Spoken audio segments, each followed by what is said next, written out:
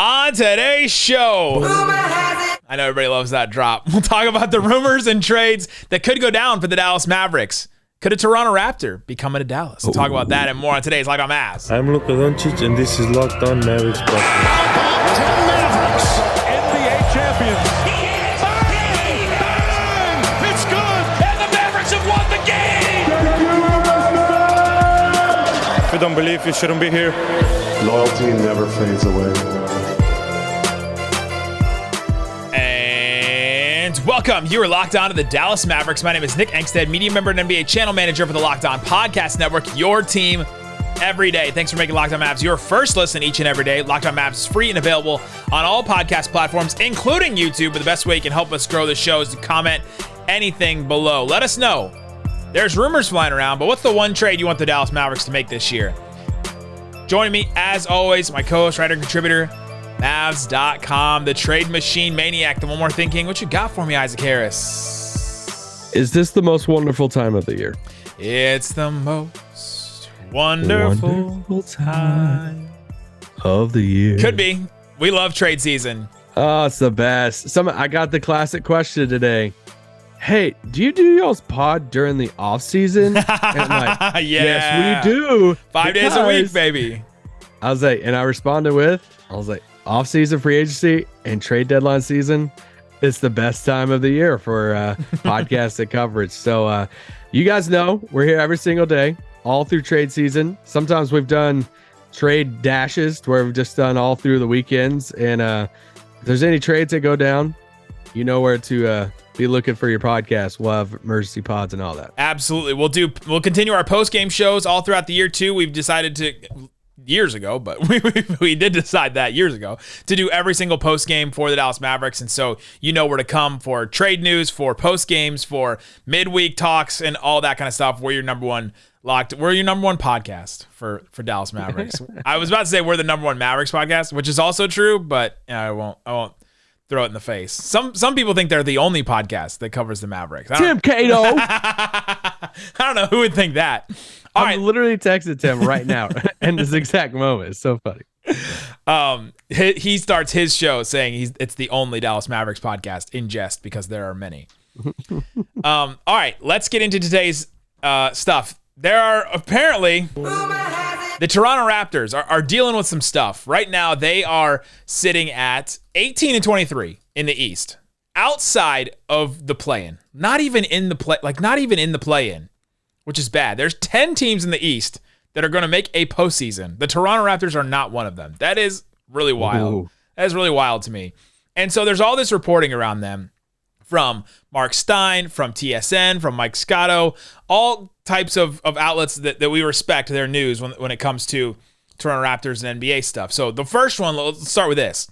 According to TSN, reporter Josh Lewenberg, Scotty Barnes is untouchable. We'll stay away from that one, right? That's the one player on the Raptors that seems to be untouchable. For Siakam and OG Anunoby, it would be a high price. Mark Stein specifically says it would take lots to pry OG or Siakam away. Isaac, when will the Mavericks have lots that they could give up? Because either of these guys would just be so perfect with the Mavericks next to Luka.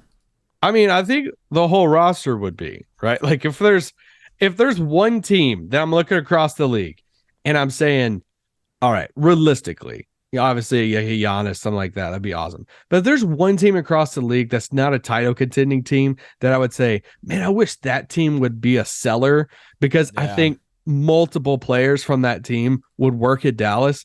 It's the Toronto Raptors. Because literally, I mean, we're going to talk about all the names today, but even their stars from the top star to like Pascal Siakam would be incredible. I think he's just you know how much I love OG, but I think he's just a tad bit on a different level than OG.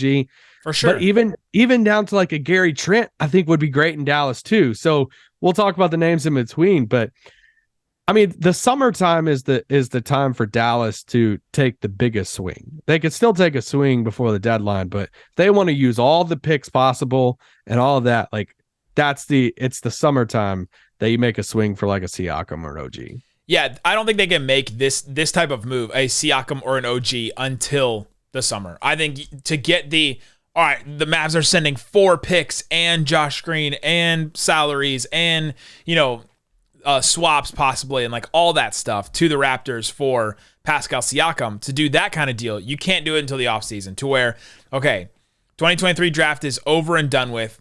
The Knicks pick is gone, and then the Mavericks have all their first-round picks. The Mavs have rightly held on to all those picks very tightly, and to some of our dismays, like, hey, make a move, do the Bojan Bogdanovic trade. They can't. They cannot make a move like that this year because of that Clippers game the other night. You look at that Clippers game and you're like, this team is not one move away. This team is not one Bogdanovic or a B level or C+ level player away from making the finals, from being a title contender, from being there. You look at the Warriors series last year in the playoffs, even with Jalen Brunson, that team was clicking on all cylinders. No shot to beat that Warriors team in that series, right? That's what it takes to go to the next level.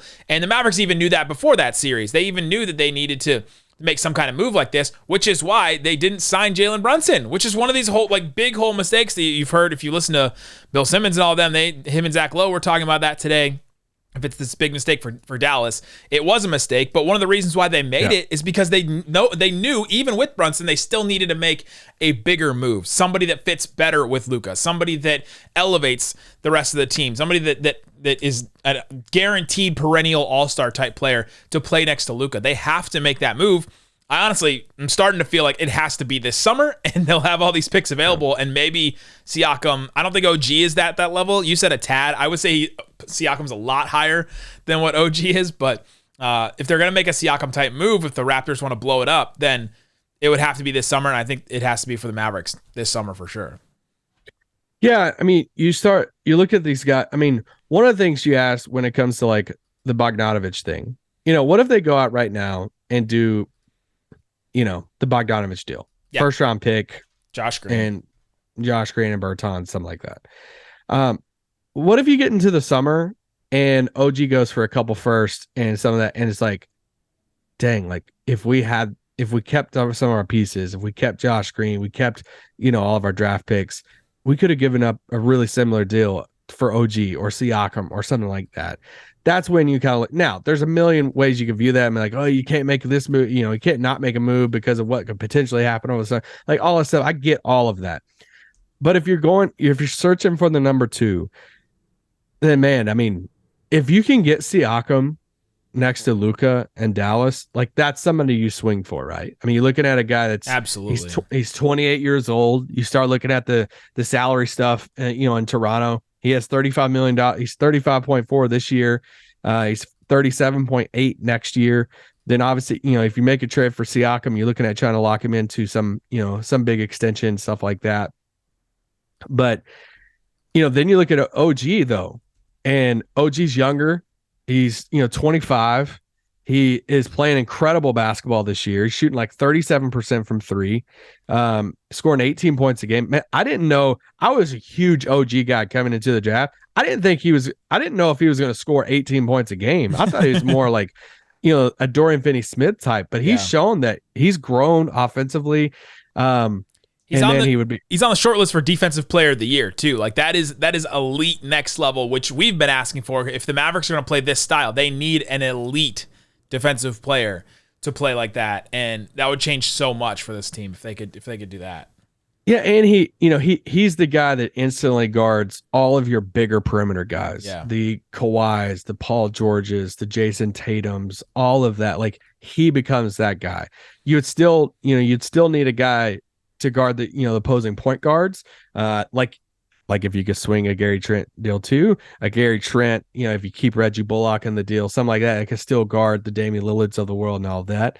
But man, OG pairing him with Luka at this age, that would be a pairing that you look at and say, all right, like this is what you save your assets for. Right. And so we're looking for this offseason when the Mavericks can make that kind of move. But could they make a Gary Trent move? Could they make a Fred VanVleet move if the Raptors decide to soft blow it up here a little bit and want to move on from some of these pieces? They could make one of those moves this year. We'll talk about that coming up. But before we do, let me tell you about Built Bar. Built Bar is a protein bar that tastes like a candy bar. They're absolutely delicious, low in calories, high in protein. My favorite bar is the Built Puff, the brownie batter puff. Absolutely delicious. 140 calories, 17 grams of protein, 6 grams of sugar, and I had one today. Not the puff. I had the leftover like coconut bar. Oh, you didn't go puffing today. I didn't puff today. It was delicious though. I had the bar. I needed just I was in the middle of a meeting and I needed something. All right, I'm gonna be in this meeting for like 2.5 hours. I need something that's gonna take me from the breakfast I had earlier to the end of this meeting when I can make my next meal. Built Bar will do that. It'll help you get to that next step in your day. It will also help you. They're gluten-free. You can go check them out at built.com. You can also go pick them up at your nearest Walmart or in Sam's Club. Walk to the pharmacy section in Walmart. Go grab a 13-bar box in Sam's Club. You can go check those out. Walmart or Sam's Club. You can also still get them on the website. I'm looking on the website right now. 15% off site-wide. How about that? You can also maybe still check out the promo code LOCKED15. I don't know. Maybe type that in too. Check it out. Guys, it's Built Bar. Go check them out. Walmart, Sam's Club, on the site, built.com. All right, Isaac Harris, thanks for making Locked On Mavs your first listen today. Let's check out the rest of this Raptors roster because... Can I ask you a question real quick, though? Like, if it's... Can you say that thing? Hey, one more thing. Yeah. For OG, if... You know, I think we're both in the same spot of like, OG would be an awesome swing, awesome fit, but is he the second star? Like, is he that good? He's not on Siakam's level. What if Toronto called Dallas before the deadline and said, hey, give us the first that you can offer, throw in Josh Green and a salary filler, and let's call it a day on OG, knowing that means you can't swing for can't swing for the solidified star this summer or for a while. Would you do that deal right now? Yeah, so if the Mavericks did that and they're like, okay, we'll trade 2 first-round picks. Let's just say 2 unprotected let's say first. 2 unprotected picks for OG. It's the same moves that the Lakers can make, right? The package that everybody's talking about with the Lakers, can they go get Miles Turner and Buddy Hield? The Mavericks can offer 27 and 29, right? Because that follows the Stepien rule where you can't trade picks in consecutive drafts. They still owe these picks to the Knicks. Although if they settle the deal with the Knicks and are like, hey, we'll just give you the 2023 pick, then they can offer the 2025 as well. Yeah, but they're offering like an Applebee's gift card with those picks. Like they don't have anything else to offer with the picks. It just sucks. For the Mavericks. No, the Lakers. Like they're Westbrook, really? I mean, are the Mavs contracts and players that much better than that? I think Josh Green's a better asset than any of the Lakers have. I don't know. An expiring Westbrook is like that's $40 million that's coming off your books next year. We've even talked about why the Mavericks should consider that kind of deal just financially. But let's say you can offer those 2 picks, 27 and 2027, 2029 first round pick for OG. Then all of a sudden, you can only trade 1 more first round pick after that. So then you're making your 1 more Bogdanovich type move after that. You're basically locking yourself into, all right, we're going to try to build 2011 again, right? Like that's what you lock yourself into because you have Luka as the A+, the Dirk type player. You have OG who fills the Sean Marion plus maybe the, what else would he fill? I guess Scottie Pippen. He fills that. No, but if you're talking about the 2011 team, because that's the type of title team you'd have to build around Luka and OG if you're going to do that. Because OG is not your perennial all-star type player that you can see a title team around. He becomes your bigger Drew Holiday. I think he becomes your Matrix like Jet Terry combo, right? Like he's giving you he's giving you a lot of scoring. He's also giving you elite defense, and so you're like, okay, I can start to build something around this, but you're still going to need like the right pieces around. Whereas if it's Luka and another perennial all-star like a Siakam or somebody else, then all of a sudden you don't have as many holes to fill. It's so wild the difference between like second star player, because we've talked about this for so many years now. It's literally the one big flaw this Mavericks team has. Yeah. So yeah, I mean, I would be inclined to do it. I think if you for OG. Yeah. Wow. I think if you can get a 25-year-old player like OG that fits perfect next to Luka, that can hit the 3, score 18 points a game, and be your perennial lockdown defender, all of that. Yeah. I'm doing it. And I'm worrying about the other stuff later on. Like I don't know. I think I'm doing it for OG. Let us know in the comment section below. Would you do that to give up 2 picks? And it's not just 2 picks. It's 2 picks and your chance at another star. You're not getting another star if you do the OG trade, and there's no other chance for it either, right? Which is kind of one of those, all right, well, you're putting all your eggs in this basket. You're putting your eggs in the OG basket. Like Isaac said, he's 25. He can still get better. He's averaged 17 points last year, 18 points this year on a pretty crowded like Raptors team. They've had guys out with injuries and stuff, but Siakam, Fred VanVleet, Gary Trent, like a lot of guys. Scotty Barnes, Mark Cuban, Indiana guy. Yeah, OG Indiana guy. Yeah, there you go. OG also 48 games last year, 43 games the year before. He's not like played a ton of games, so that's a little interesting to me too. But let's talk about the other two guys. I would not do that. I don't think. As I like OG too, but I don't think I would. You would empty the cupboard for Siakam though, right? Oh, all of it. Give him the swaps, give him the picks. Yeah, Siakam and Luka. That's a title contender. Yeah. Like that's the best duo in the NBA. Yeah, 100%. Yeah, Luka's like a top 3 player in the NBA. Anybody with him that is an all like Siakam's already made an all NBA team. He would. I think I would just cry if he had a teammate. He's made 2 all NBA teams. If Luka gets a teammate that's a top 30 player, I might shed a tear. Nico Harrison sitting back there like, I'm going to make Isaac cry. Dallas is going to get a seat at the table. Let's talk about the 2 more realistic players that I think Dallas could go after. Fred VanVleet, Gary Trent Jr. Yeah. For Fred VanVleet, according to TSN, they still consider him to be part of the core moving forward, which is not like a glowing, it's not a glowing referendum on Fred VanVleet this season. Raptors fans want to shoot him into the sun. So think about all the Mavs players that Mavs fans want to shoot into the sun. That's kind of how his season has gone this year compared to past. He was an all-star last year. This year, he's like 18 points, 6 assists, but he's shooting terribly. Shooting 37% from the field, 33% from 3. He's getting to the line 4 times. He has been good at defense in the past, and this year it seems to have slipped just a little bit. He's going to be 29 in February by the end of the trade deadline. And so you're like, okay, what is this guy?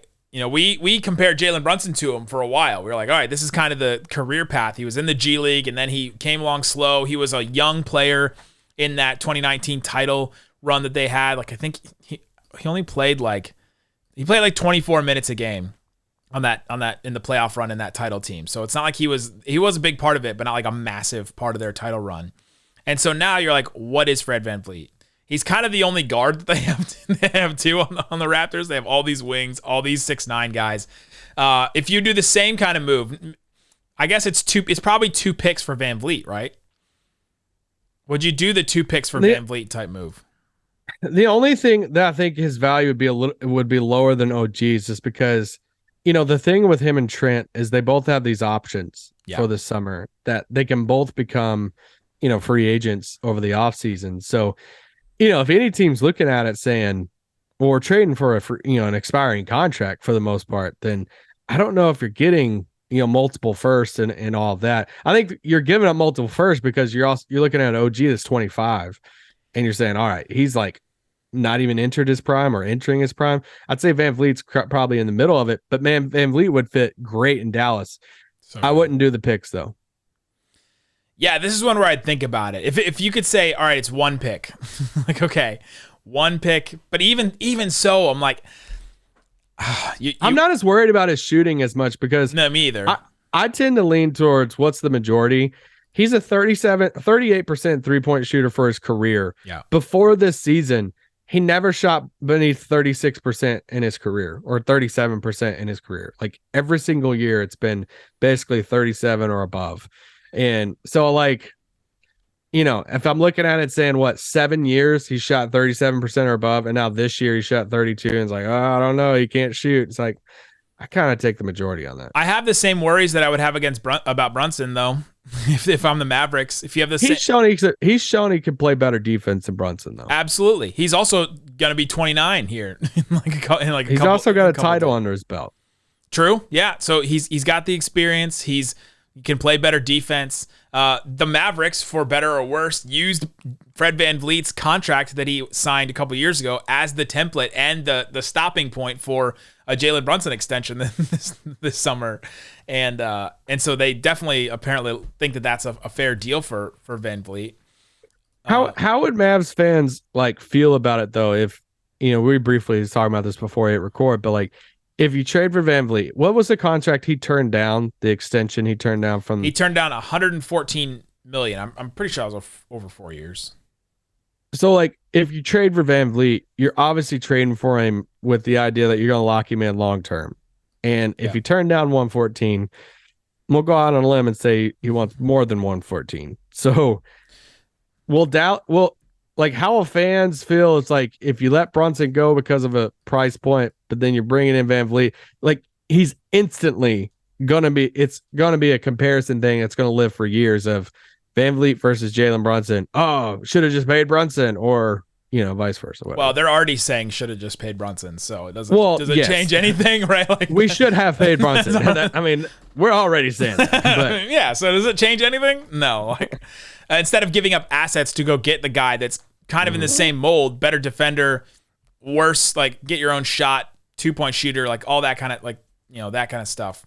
Let's talk about Gary Trent next. Gary Trent's an interesting one that's definitely the most available of all these Raptors guys. And then there's a couple other deals and a couple other rumors about Immanuel Quickley. There's Tim Hardaway Jr. talks going around. We'll talk about that coming up. But before we do, let me tell you about LinkedIn. LinkedIn is a place where you can post your job. You can post your job for free at LinkedIn. Small business owners know if you hire people, you know that every single person that you hire on your team matters. Success in 2023 all depends on the team members you surround yourself with. That's why you should check out LinkedIn Jobs. You can hire qualified candidates with more efficiency that match open roles with the skills and values and experiences that help you achieve your goals. LinkedIn Jobs helps you quickly attract qualified candidates to your open jobs with their targeting tools. They will help you find the qualified candidates you want to talk to faster. Post your job for free at LinkedIn.com/LockedOnNBA. That's LinkedIn.com/LockedOnNBA to post your job for free. Terms and conditions apply. All right, Isaac Harris. We're continuing to talk about the Toronto Raptors. They apparently have some players available. We've talked about Siakam. We would absolutely do any kind of deal for Siakam. Take all the things except Luka. OG Anunoby, you would do that deal. I'm more skeptical about a deal like that. Maybe this offseason I would be less skeptical about the deal. I almost said susceptible. Not the word I was looking for. But apparently Gary Trent Jr., according to TSN, according to Mark Stein and others, Gary Trent Jr. is very available. He is the one that they are kind of, he's having an interesting season and they're definitely shopping him. What are your thoughts on Gary Trent Jr., who's making $17.5 million this year, has a player option for about $18.5 next year, and so he's kind of like, he could be an expiring type contract. It's kind of a weird deal to try and make. He would be a great fit in Dallas. He's 6'5", 6'6". He could guard opposing point guards. He's basically an expiring contract because he made like a 7.5, and he's probably going to decline it to get a longer term deal, from elsewhere. But he's kind of like that 3-and-D guy. He's kind of like Tim, but somebody who can like defend a little bit better. I'd say I actually think he can defend a lot better than Tim. And then I'd say he can handle the ball a little bit better than Tim too. So I would definitely be calling if I was Dallas about getting Gary Trent. I think he would fit like almost perfect alongside Luka Doncic. I think he's kind of like a little bit of a blend of like Tim and like Reggie, in the sense of like, I think he has a little bit of Reggie's defense, a little bit of Tim's scoring at the same time. So, he's not a star. I don't think he's making an all-star team. I'm not trading for him to pay him $25 million a year or anything like that. But if you're looking at swapping out some parts, if they're saying, hey, we're not going to be able to re-sign him this summer, and they're calling up Dallas, then I would definitely be interested. Yeah, and this is a deal unlike the other guys we talked about. You're probably not giving up a pick for. You're probably able to send. No. You're probably able to swap some contracts, or I don't know. Would you do the Tim Hardaway Jr. for the Gary Trent? Like literally the Spider-Man meme. Okay, we'll give you Tim Hardaway Jr. He's a better defender though. You're much higher on Gary Trent than I am. Like I think that him and Tim are kind of Spider-Man meme in the way that they. He's definitely a better like individual scorer, which is good. Which the Mavericks. It's kind of like LeVert. I think you do it just for the money part, right? Like, I think you do it for the money part alone. You're basically doing it for an expiring contract, and I think you'd have to add something to Tim though, in order to get a deal like that done. Second. That's it. No, I don't know. I mean, I just don't know what Trent's value is going to be. We got to see what direction Toronto's going to go, right? Like, are they going to just fully sell off pieces and just go for draft picks? Do they want to try to right the ship a little bit? Do they want to swap out the parts? Like, what if they called, Dallas and said, hey, we actually want to try to go for the play-in spot because let's just try to get into the playoffs and anything can happen. Yeah. We actually want a big. And it's like they call up Dallas, say, hey, Gary Trent for Christian Wood. They don't have it, Christian Wood would start on their team. So, and what if Dallas is looking at it saying, man, I don't know, we're not going to be able to, if they don't want to go to the 4 years extension thing and all that stuff, they're scared of losing him. And Toronto's like, hey, we want to add a big. Like, that could be something that both teams look at it and say, I don't know. Yeah, if the Raptors are like, okay, we need a little bit more creation, maybe a little bit more shooting, and definitely like a big man, we think we can cover his defensive deficiencies, then maybe that's an interesting one. We think we're going to lose Gary Trent for nothing anyway, then that one's interesting. You'd have to add about $3 million on the Mavericks side to make that deal done. So you're sending, you could send Frank and Theo, or you could do some kind of combo like that. But I think if you're send Toronto, him Frank, that works in the trade machine.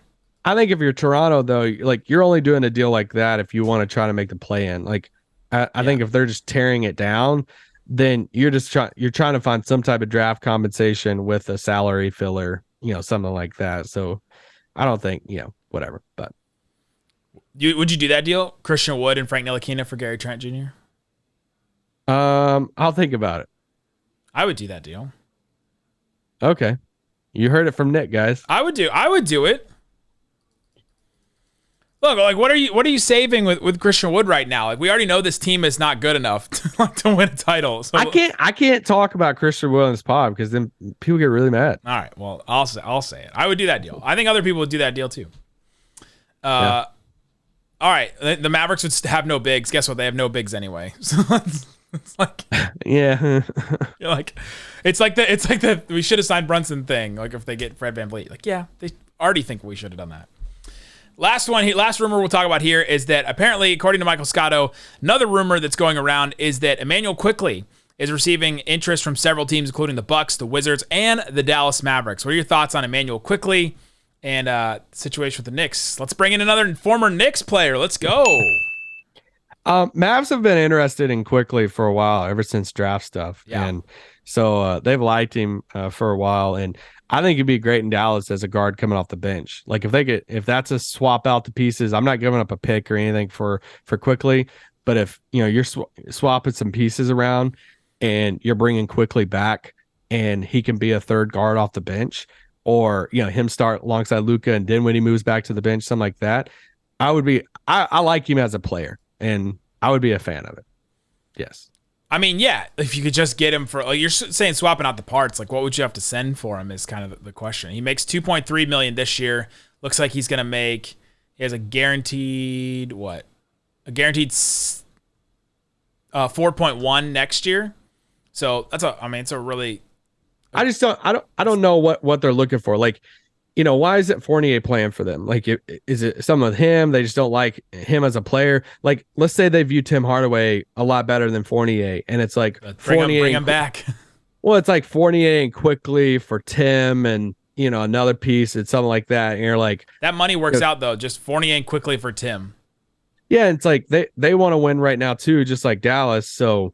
If it's a bigger deal like that, like Tim and Reggie and something else for Fournier Quickley and something, it's like, hey, New York, we'll just send back all the players you used to have. You just send the players that you do have. We're assigning Trey Burke to send him back to you. Yeah. We'll get Dennis Smith. If you send Reggie and Tim and it's Fournier and Quickley, you have to add about $9 million on the Knicks side. You could a Hartenstein would be that's the perfect one. Tim and Reggie for Hartenstein, Fournier, and Quickley. Drop the papers. Let's go. Like, call it into the league. Could you get Toppin? I would do that deal. Would you? Toppin would be fun in Dallas. Yeah, I would do that deal. Yeah. I don't think the Knicks would do the deal that I mentioned. The Bullock and Hardaway for Fournier, Hartenstein, and Quickley. I don't think the Knicks would do that. If you're gonna try to add Toppin in it, that's $5 more million. Can you take Hartenstein out and do that same deal?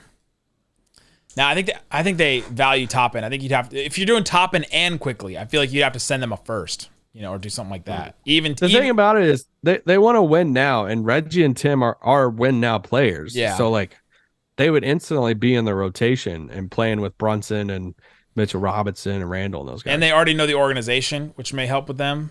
But yeah. But if you're thinking if you're the Knicks, like they're Toppin and Quickley are like they're Josh Green, but they're better. It's like that's our chance to send some young players out to go get something like this. And they're not gonna send Grimes. They're not gonna send RJ for sure. Maybe even McBride, but like they're not doing that. So there you go. Let us know in the comment section below. What do you think about these different trades? What do you think about these different rumors? And we'll be talking about more trades. I mean, we'll be here all throughout till the trade deadline. Thanks so much for listening to Locked On Mavs. Peace out. Boom.